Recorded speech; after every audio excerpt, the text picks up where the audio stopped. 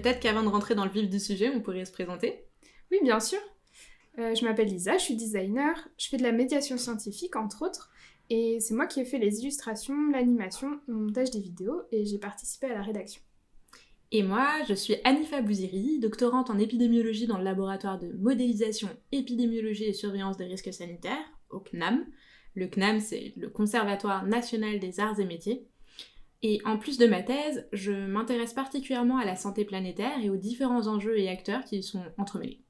J'ai notamment participé au pilotage du projet, à la rédaction du contenu scientifique et à la rédaction des scripts des vidéos. Et qu'est-ce qui t'a donné envie de développer une série de vidéos pour expliquer la santé planétaire, du coup ? Je pense que dans un contexte où il y a une forte propension à la désinformation et où certaines idées reçues autour de ces enjeux ont tendance à persister dans l'opinion publique, il est absolument indispensable que les scientifiques prennent le temps de communiquer sur leurs travaux. Et pas seulement sur leurs travaux, mais aussi sur les étapes qui permettent de construire un consensus scientifique. Est-ce que tu peux expliquer ce que tu entends par consensus scientifique ? En février 2021, le CNRS a publié un communiqué très intéressant sur le consensus scientifique autour du changement climatique, en faisant une distinction claire entre consensus scientifique et politique. Ils expliquaient très bien que le consensus scientifique ne résulte pas d'un vote, comme en politique par exemple, mais il y a bien une méthodologie basée sur la preuve. D'abord, on pose nos hypothèses, puis on les teste, on les reteste, et enfin, on choisit l'hypothèse qui semble la plus solide au vu des résultats recensés. Donc, c'est un processus long, qui nécessite des vérifications régulières. Sachant que, bien évidemment, les résultats deviennent de plus en plus robustes à mesure que les publications qui vont dans le même sens se multiplient. C'est clair que dans un contexte où on a tendance à consommer l'information de plus en plus rapidement, on se retrouve face à un décalage entre le processus scientifique d'un côté, qui est long par définition, et le temps d'attention que les gens y consacrent, qui est de plus en plus réduit. Ouais, complètement. Et puis, bon, ça paraît évident, mais plus on sera nombreux à avoir les clés de compréhension de la santé planétaire, et puis on aura la chance de trouver ensemble des solutions concrètes et efficaces. Et toi, du coup, Lisa, qu'est-ce qui t'a poussé à t'intéresser à ce sujet ? Un peu comme toi, mais dans l'autre sens du coup. Vu que je suis pas scientifique, je trouve que c'est assez difficile de lire les articles scientifiques quand on maîtrise pas le vocabulaire ou certains concepts. Donc c'était super intéressant pour moi de travailler avec des scientifiques pour décortiquer tout ça et le rendre accessible. En plus, je pense que c'est important de diversifier les types de communication, que ce soit le type de support, ou le ton adopté, ou le niveau de détail, parce que même si l'information existe déjà sous d'autres formes, on n'a pas tous les mêmes façons de comprendre et de retenir. Et on n'est pas tous attirés par les mêmes types de contenus. Du coup, on peut peut-être expliquer le but du projet, comment il a été financé, et présenter brièvement les acteurs qui y ont participé ? Ouais, complètement. Le but de cette série de vidéos, qui s'appelle Planète, Santé et Société, c'était de parler de santé planétaire. La santé planétaire, c'est un domaine scientifique qui cherche à comprendre les conséquences de nos activités sur la santé des humains et des écosystèmes. Cette série de vidéos a été financée par une équipe de recherche du CNAM et réalisée en partenariat avec l'association Alliance Santé Planétaire. Tout le contenu scientifique a été réuni et sourcé par une équipe pluridisciplinaire de chercheurs, chercheuses, doctorants, doctorantes. Et enfin, je l'ai illustré, animé et monté. Cette vidéo est le dernier épisode de la série. Les 4 premières vidéos présentaient plusieurs enjeux contemporains et faisaient référence à des points historiques qui nous paraissaient pertinents dans la compréhension du concept de santé planétaire. Chaque vidéo est indépendante et traite d'un sujet précis de santé planétaire. Du coup, on vous conseille d'aller voir au moins une de ces vidéos avant d'écouter celle-ci. Donc bien sûr, elles n'ont pas pour ambition d'être exhaustives, mais pour les plus curieux d'entre vous, on vous a laissé un accès libre en PDF, détaillé, contenant toutes les ressources qu'on a utilisées pour continuer à vous informer. Bon il me semble qu'on peut commencer, Lisa. Ouais. Alors si vous avez regardé les autres vidéos, vous avez sûrement appris des choses, enfin on espère, mais vous vous sentez peut-être un peu dépassé par tous ces constats. Même si on a essayé de faire en sorte que ce soit sympa à regarder et pas trop lourd, ces constats peuvent paraître négatifs, durs à entendre et parfois même démoralisants. Mais en fait, on ne peut pas imaginer de solution si on n'a pas une vision d'ensemble du problème. D'ailleurs, c'est justement l'enjeu de la santé planétaire. La dimension historique montre aussi à quel point on a évolué et progressé au cours des derniers siècles, et nous permet d'avancer et repenser les solutions de demain en essayant idéalement d'éviter de reproduire les erreurs du passé. Du coup, l'idée de cette dernière vidéo, c'est plutôt de donner des pistes de solutions concrètes. On a donc choisi de le faire sous forme d'interviews et de discussions pour que ce soit un peu plus convivial. Et l'intérêt aussi, c'est de donner la parole à des profils variés. à la fois des scientifiques, mais aussi des citoyens et des professionnels qui sont engagés sur ces questions de santé planétaire. Parce qu'on est convaincu qu'en matière de solutions autour de la santé planétaire, tout le monde devrait pouvoir avoir son mot à dire. Du coup, vous allez voir, chacun s'exprime en fonction de son métier ou de son engagement et apporte un éclairage un peu différent. Le premier point de vue est celui de Gaspard Prévost, qui est un médecin généraliste et engagé dans l'Alliance en santé planétaire. Une des notions clés de santé planétaire, pour moi médecin, qui pratique et qui essaye de l'intégrer à ma pratique, sont les co-bénéfices, santé-environnement. Donc, l'existence de, bénéfices, «secondaires» entre guillemets, pour la santé de comportements, bénéfiques à l'environnement. Les exemples les plus intéressants pour moi sont les exemples de la mobilité et de l'alimentation. Au niveau de la mobilité, il y a beaucoup de choses à faire, que ce soit au niveau du changement de comportement, du conseil individuel, mais aussi des politiques publiques et de la planification urbaine qui permettrait, en réduisant la place de la voiture en ville, de diminuer, non seulement la pollution de l'air, la pollution sonore, les effets d'îlots de chaleur, de par la désartificialisation des sols, de diminuer la sédentarité par la promotion du déplacement actif, d'améliorer le lien social également et donc la santé mentale, sans oublier la réduction des accidents de la voie publique. Et d'un autre côté, j'aime beaucoup parler d'alimentation, également, en parlant du choix du type d'aliments, qu'on fait, 3 fois par jour. Donc clairement, on parle déjà beaucoup d'alimentation locale et biologique et c'est bien, mais on se rend quand même facilement compte, en épluchant les recherches sur le sujet, que le principal secteur d'émissions dans l'alimentation, ce n'est pas le transport ou l'utilisation d'engrais azotés ou de pesticides, mais bien aux émissions de méthane par les ruminants et aux émissions de protoxyde d'azote et de méthane par la gestion des déchets de ces animaux.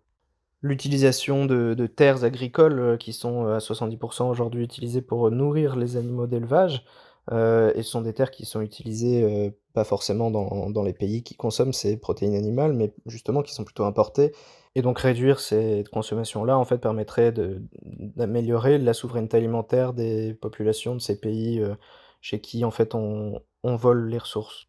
Et ça, c'est ce qu'on appelle les co-bénéfices santé-environnement dont je parlais tout à l'heure, qui sont, un levier formidable de la santé planétaire pour, entraîner les politiques publiques et les citoyens à agir pour leur santé et pour l'environnement de façon conjointe et donc de manière, plutôt efficace.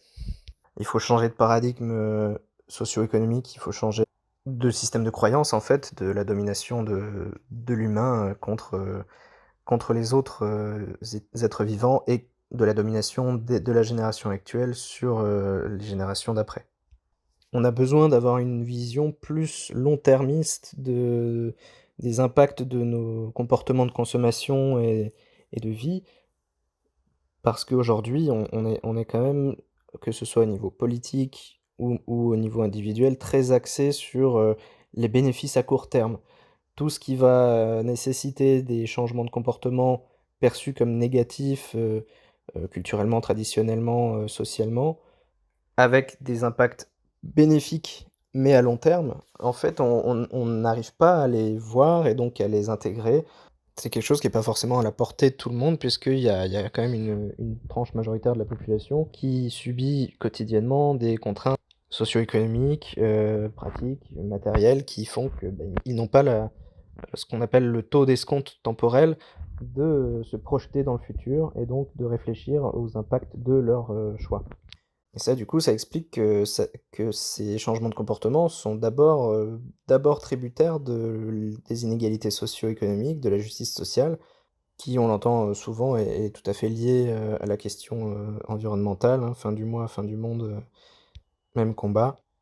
Bah, c'est vrai pour plein de raisons, mais effectivement la raison du taux d'escompte temporel, du fait de pouvoir se projeter dans le futur et de réfléchir aux conséquences de ses actes, dépend beaucoup de la situation matérielle, en fait, des gens et donc de la volonté politique finalement, de justice sociale, de la volonté politique d'accessibilité des comportements, considérés écologiques et quand on parle de volonté politique, in fine, on se retrouve encore à parler, en fait, de long-termisme ou de court-termisme versus court-termisme et en fait de politique, réélectoraliste, quoi.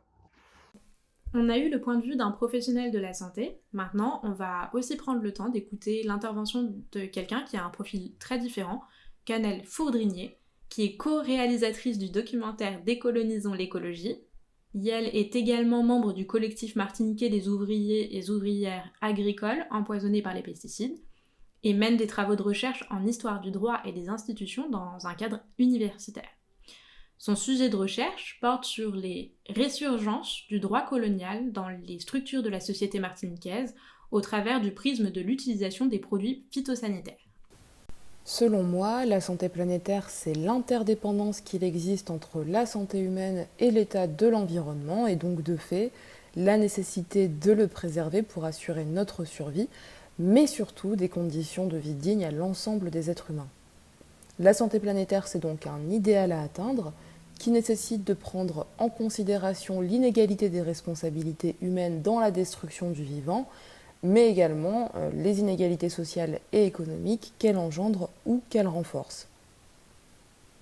La modernité qui a été initiée par l'Occident au XVe et au XVIe siècle, elle s'est construite sur la base du colonialisme, des échanges marchands asymétriques, des crimes contre l'humanité et des écocides multiples qui se poursuivent et se renouvellent aujourd'hui. Les populations des pays du Sud anciennement colonisés restent les productrices de la plupart des produits que nous consommons aujourd'hui en Occident, ce qui implique nécessairement des emplois précaires, l'altération de leur environnement et des pathologies graves qu'il leur est difficile, sinon impossible de soigner, du fait de systèmes de santé peu performants ou déclinants et des inégalités qui régissent l'accès aux soins. L'ère géologique que nous traversons est nommée Anthropocène et consisterait en la destruction de l'environnement et du vivant par l'espèce humaine, mais Malcolm Ferdinand, qui est chercheur au CNRS, préfère employer le terme de Négrocène pour définir notre ère géologique comme, je le cite, une manière violente d'être en relation avec d'autres humains et comme une manière destructrice d'habiter la Terre et d'être en relation avec les non-humains. C'est donc une appellation qui se propose de redistribuer plus justement les responsabilités environnementales.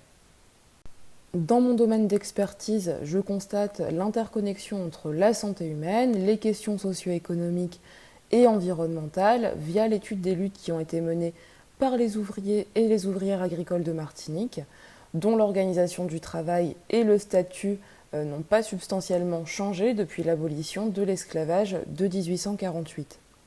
Les descendants des personnes réduites en esclavage restent employés par les descendants des maîtres esclavagistes pour produire des fruits exotiques, en l'occurrence des bananes qui sont destinées à l'exportation vers l'Europe. Entre 1960 et aujourd'hui, ce sont plus d'une soixantaine de substances actives phytosanitaires qui ont été employées dans les bananeraies, dont le chlordécone, auquel plus de 90% des populations martiniquaises et guadeloupéennes sont contaminées, au même titre d'ailleurs que la plupart des eaux côtières, des cours d'eau et des terres, et qui malheureusement le resteront des siècles durant. L'une des solutions qui permettrait d'améliorer à la fois la santé humaine et celle de l'environnement serait de repenser de façon collective et non pas seulement individuelle nos modes et pratiques de consommation qui devraient essentiellement s'inscrire dans une échelle locale. Alors cela supposerait de s'extraire d'une économie de marché capitaliste et globalisée de façon outrancière, ce qui semble très certainement impensable pour le plus grand nombre et non souhaitable pour les élites politiques et financières, mais qui n'est pour autant pas impossible à réaliser et qu'il nous faudra en tout état de cause réaliser pour que l'idéal qu'est la bonne santé planétaire puisse advenir. Le point de vue de Canel, qui est très militant et engagé, est très intéressant. Je ne connaissais pas tous les enjeux autour de la question des pesticides et du chlordécone dans les dom-toms. On se rend bien compte que c'est pas seulement un problème de pollution des sols, mais qu'il y a aussi plein d'enjeux économiques, sociaux et historiques qui ont un impact sur la santé et sur l'environnement. Maintenant, on va écouter un autre point de vue sur les enjeux socio-économiques, mais plus large. C'est celui de Pearl Antetestar, avec qui nous avons étroitement collaboré sur le projet et qui est chercheuse post-doctorante à l'Université de Californie-San Francisco. Elle est spécialisée en épidémiologie et a fait sa thèse au CNAM sur les inégalités socio-économiques dans le dépistage du VIH en Afrique subsaharienne. Elle est également cofondatrice de la Planet of Young Professionals et l'une des ambassadrices de la Planetary Health Alliance à Boston. Planetary health for me is simply the interconnection between humans and our planet.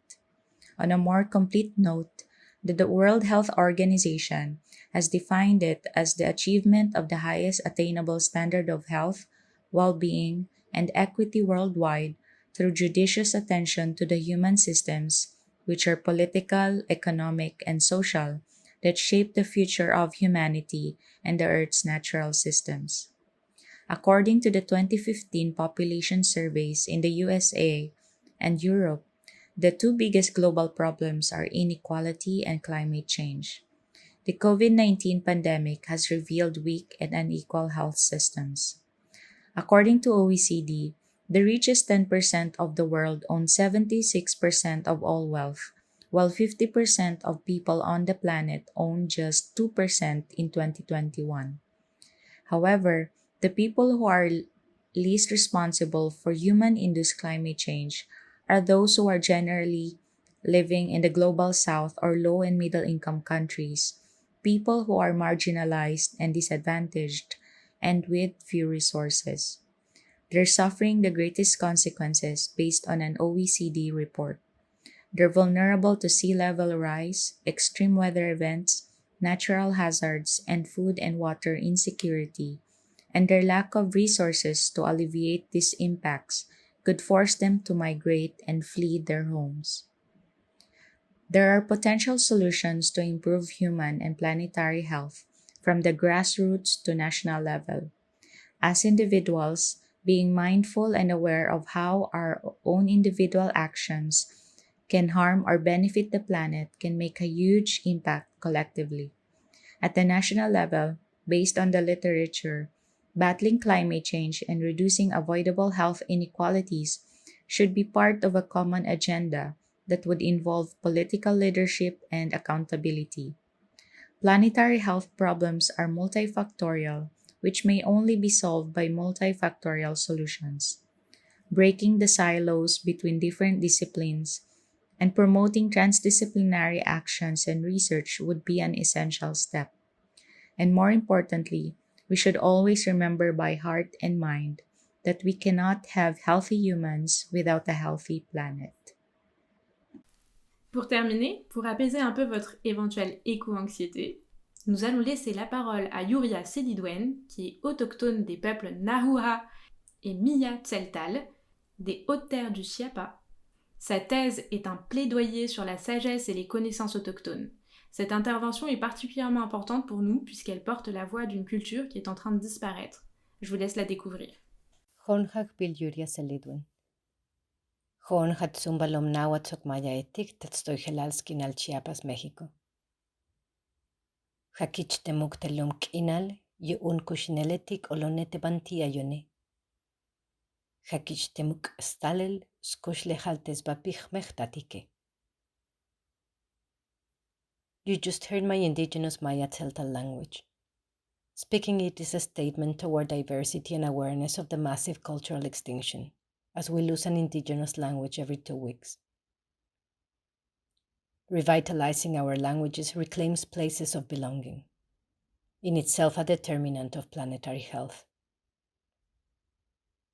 My academic research is across indigenous contemplative traditions of the world, through interdisciplinary approaches to contemplation and how it enhances ecological and pro-social behavior, such as ethics, compassion, kindness, reverence, a sense of awe, love, and sacredness. My thesis on the ethics of belonging describes the experience of eco-social responsibility for human, other than human, and environmental communities based on indigenous wisdom of stewardship and relationality. I co-chair the Indigenous Religious Tradition Unit of the American Academy of Religion, and I am a member of the Contemplative Studies Unit Steering Committee. I learned about planetary health through my ancestors, who got the gift of balance from the very roots of Mother Earth. As medicine people, they listened to the wisdom of the trees, the chant of the wind, the whims of season's breaks, the gossip of the birds. They tended Mother Earth with the kindest of care, as should be done with the dwelling of our ancestors. Their intimate and expansive senses were fluid, almost elemental. Through them, I learned to let go into the sheer blackness of the earth and open to the vast brightness of the skies. In the forest land, earthen caves, and starlit skies, I realized planetary health is a state of flourishing and well-being, followed organically by living beings in conjunction with cosmological cycles, to maintain and respect the equilibrium of the natural flow and animating principle of life, or what from an indigenous perspective can be called spirit.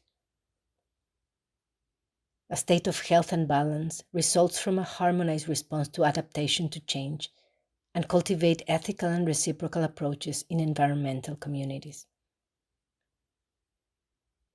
Indigenous ontologies acknowledge the personhood of our Mother Earth and perceive her as a responsive system to be reverenced. We belong to our Mother Earth, we relate to her, are grateful to her, and thus are responsible for her flourishing. Planetary health is intricately connected to the well-being of all our relations. We owe our responsibility, meaning, and purpose in life to all these relations. Comme vous l'avez constaté, ce sont des pistes de solutions non exhaustives qui vont de l'action individuelle à l'action collective et jusqu'à l'action gouvernementale. Pour résumer, je vois plusieurs leviers d'action intéressants qui se dégagent de nos discussions. Pour les individus, par exemple, je pense à une consommation plus raisonnée, tant par l'alimentation que par les choix de mode de vie et de transport, tout en gardant bien évidemment en tête que ces changements-là ne sont pas forcément envisageables pour tout le monde. On n'a pas eu le temps de développer la question des frontières symboliques entre les strates de la société, mais ce point est très joliment abordé dans l'épisode « Peut-on sauver la planète avec des petits gestes » du podcast Chaleur humaine, animé par Nabil Wakim, journaliste au Monde. Dans cet épisode, il invite la sociologue Sophie Dubuisson-Kellier, qui travaille sur les questions relatives au climat, la consommation engagée et à la transition écologique. Elle explique notamment comment les sociétés sont stratifiées, par strates, et les choix individuels qui sont possibles ou même faciles dans les classes moyennes supérieures par exemple, ne se diffusent pas nécessairement dans les classes plus populaires qui sont confrontées à d'autres problématiques et qui peut provoquer même des effets de mise à distance et de repoussoir. En somme, les actions individuelles peuvent être perçues comme minimes, mais elles ont au moins le mérite d'ouvrir le débat, de faire réfléchir sur la question du changement climatique et même parfois de faire bouger les lignes. Par exemple, plus il y a une demande forte pour des produits bio, plus il y en a dans les rayons. Pour les actions collectives, je pense notamment au collectif martiniquais des ouvriers et ouvrières agricoles empoisonnés par les pesticides, dont Canel a parlé, ou encore le collectif Hors de question, engagé en Guyane contre l'exploitation minière et qui a été particulièrement actif ces dernières années contre la mise en place du projet de la montagne d'or, ou encore les entreprises et nouveaux métiers qui se créent avec pour ambition de prendre en compte les enjeux de transition écologique. Comme quoi, même dans une société où l'abondance et l'accumulation de biens est valorisée, il est totalement possible de repenser nos consommations, nos modes de vie, de transport, ou encore même nos choix de carrière. Je pense notamment aux étudiants de grandes écoles qui ont récemment dénoncé l'orientation de ces métiers en exprimant leur souhait de repenser l'évolution de ces métiers dans une logique de réelle transition écologique, de sobriété énergétique et économique. Il y a donc beaucoup d'espoir pour l'avenir avec des pistes de solutions concrètes, individuelles, collectives, gouvernementales et politiques. Merci de nous avoir écoutés et suivis tout au long de ces épisodes. Comme on le disait au début, tout le monde a son mot à dire en matière de santé planétaire. Et si vous aussi, vous vous triturez la tête sur ces questions ou avez des pistes de solutions, n'hésitez pas à nous laisser un commentaire en bas de la vidéo. À bientôt! À bientôt!